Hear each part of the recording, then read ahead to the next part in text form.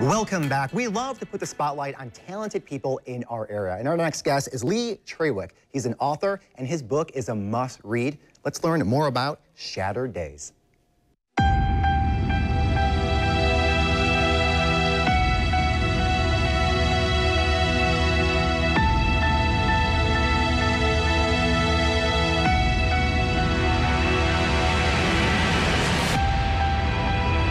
Shattered Days begins at the crash site in an open field on northern France on March 19, 1944. My uncle Thaddeus Grace and Elliot Benzer are the only two survivors at the crash site. Elliot Benzer's pretty beat up from the crash. He suffers from major injuries, who ends up dying there at the crash site, but not before he reveals to my uncle Thaddeus his name and says his name is Thaddeus Grace. That's the first that he knows of his name.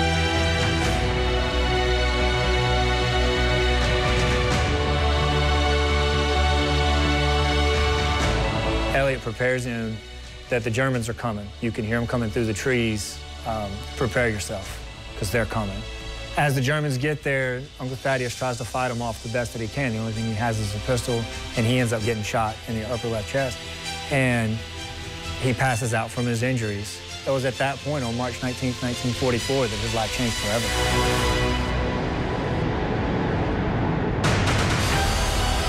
He knew nothing. He didn't know where he was or anything of that nature.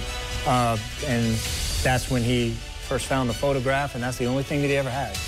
That's the only thing that carried him all the way through the war was this photograph, and he kept it with him, always. He kept it close to his heart, no matter what. And every night he would write letters, you know, to keep his sanity, whether it was just of my day was okay, or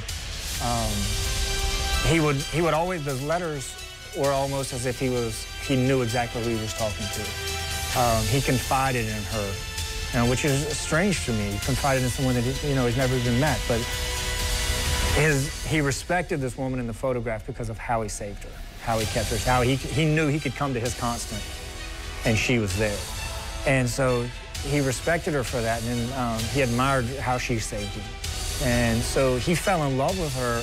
But what sets their love apart was the fact that he didn't love her because she was beautiful. He loved her because he admired her and he respected her and how much that she had saved him and how much he knew that he needed her.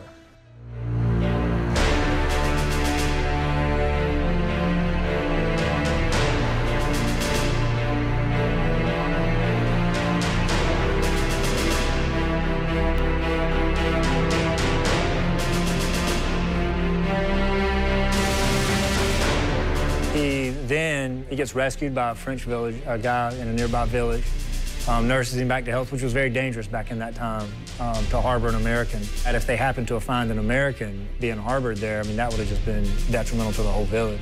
And so he joined the French militia and actually took that village that he was rescued in and caused them to come together, and they stood up against the German army. They didn't have any weapons. Nothing like that to go against the Germans with. They just had the trees, and they brought the Germans in for an ambush and just overtook them that way. They fought them that way until they could get weapons. He fought all the way through the remainder of World War II from 1944 till the end. And so when the war was over, great, it's time to go home. But he doesn't have any documentation. He has no way to identify himself. So he's stuck in France for 70 years. There's no way to bring him home.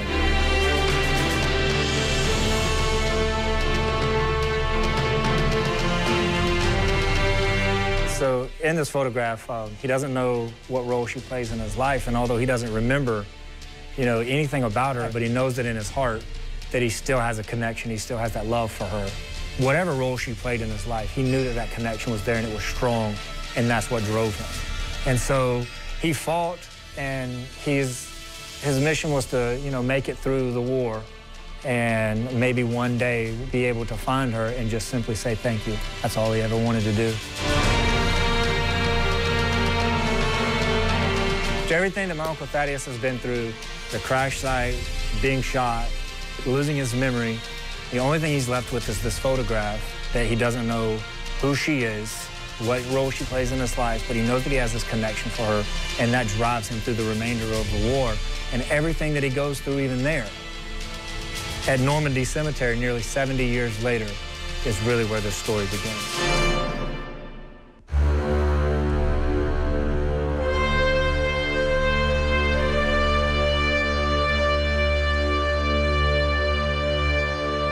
What do you mean? That's when the story begins.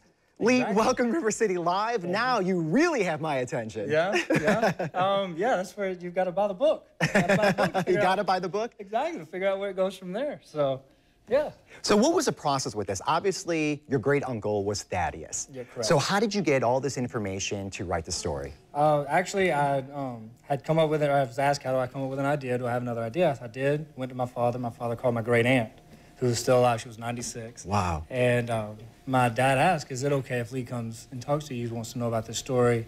He's a writer. Can you tell the story? And of course, she said, yes, come on up. So I went up for a weekend. So my family's up in Alabama. So I go up for that weekend and sat there for 3 days and talked to her for 3 days about it.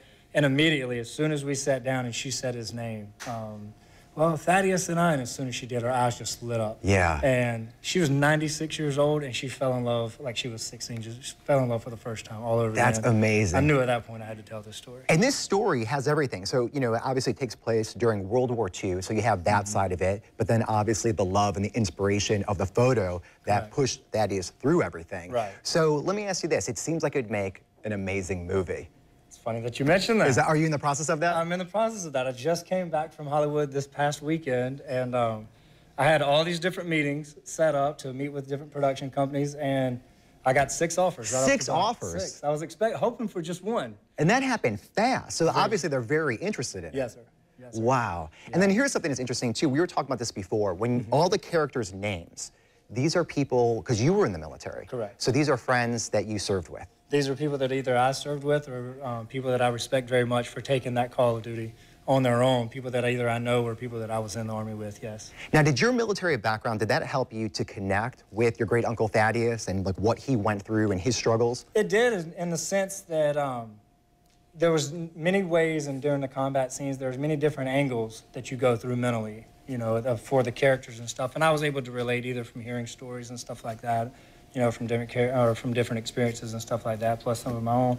And so, yeah, it really helped out in that sense. So I was very confident as far as what I was putting into that part of it. It seems like writing this book was obviously a labor of love, but it was very smooth in how it happened, you know, because you had the contacts within your family, you had the connection, the military background. Moving forward, when you talk about taking this and making it into a film, what's ahead of you? Like, what does that process look like? Like, do you know yet? I'm still very new to this. What I do know is that now everyone, or 6 different companies, has taken up my script. Sure. And they're reading it and this and that.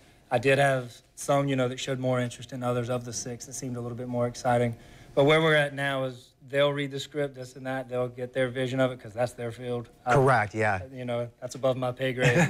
So basically now at this point, I just hear from them, and then they present to me, you know, their package, what they're offering, and then I'll go from there. Obviously, you're a creative guy because you do such great work. In your head, when you think about the movie, do you have people that in your head you're starting to cast, like who you would like to see play your great uncle Thaddeus? This is the daydreaming side of it. Right. And yeah, you know, I don't know, it just feels weird and comical to say, you know, grown man, I'm daydreaming. But yeah, I mean, of course I do, yeah. Can you name one of them? Yeah, actually, I don't know why. I really do not know why. But I really picture for Thaddeus, and I don't know why. I've never seen him in a role like this, but I really picture like Justin Timberlake would be. I don't know why. I just figure.